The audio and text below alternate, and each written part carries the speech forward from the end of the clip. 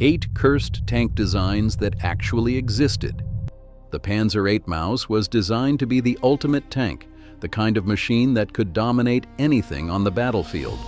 At nearly 188 tons, it had armor thick enough to shrug off most weapons and a gun powerful enough to destroy anything it faced.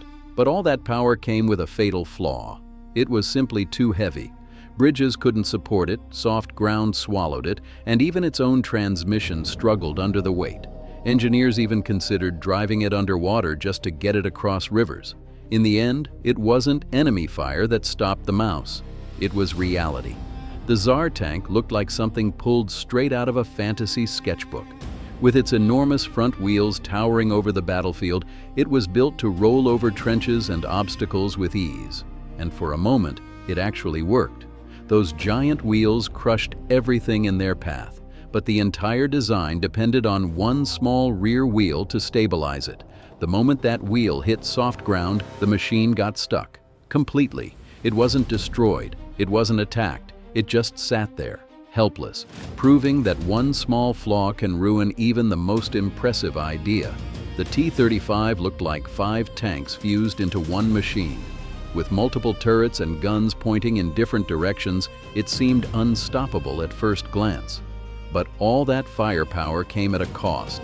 The tank was huge, slow, hard to coordinate, and mechanically unreliable. It looked like a land battleship, but in real combat it was often too fragile and complicated to live up to the image. The T-35 was not cursed because it lacked ambition. It was cursed because it tried to do everything at once and ended up struggling to do any of it well. The Bob Semple tank is often remembered as one of the most improvised armored vehicles ever created. Built on a tractor and covered in corrugated metal, it was New Zealand's attempt to create a tank under pressure.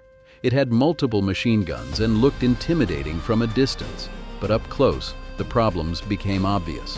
The armor was too weak to provide real protection, the vehicle was tall and easy to spot, and the constant vibration made accurate shooting extremely difficult. It wasn't completely useless, but it was far from effective. It's a perfect example of how urgency can lead to creativity, but not always success.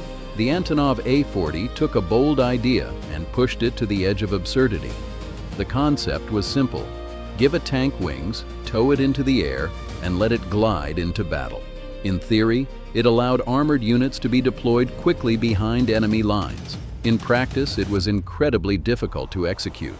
The tank was heavy, the towing aircraft struggled to lift it, and control during flight was limited. It did manage to fly once, proving the idea was technically possible. But that was enough, because turning a tank into a glider doesn't make it better. It just makes everything more complicated. The Chrysler TV-8 is what happens when Cold War innovation meets overconfidence. This design placed everything inside one massive turret, including the crew, the weapons, and even a proposed nuclear power source. It looked sleek, futuristic, and completely different from traditional tanks. The idea of a nuclear-powered vehicle promised long endurance and independence from fuel supply lines. But the risks were enormous. A damaged reactor in combat would have been catastrophic. Combined with the complexity of the design, it quickly became clear that this was more concept than practical machine. The Preying Mantis introduced a clever idea. Instead of exposing the whole tank, only raise the weapon above cover. Its long, elevating structure allowed it to fire from behind obstacles while staying mostly hidden. But there was a major problem.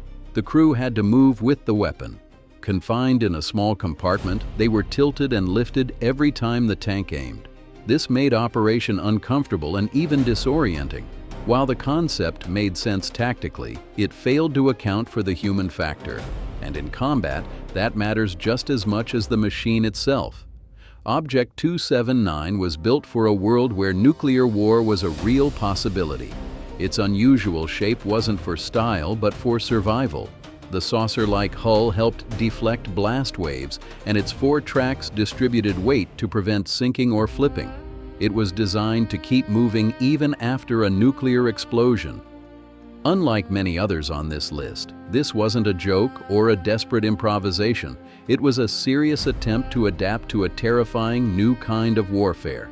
But that ambition came at a cost. The design was complex, heavy, and difficult to maintain. It may have been built to survive the worst conditions imaginable, but that didn't make it practical for everyday combat.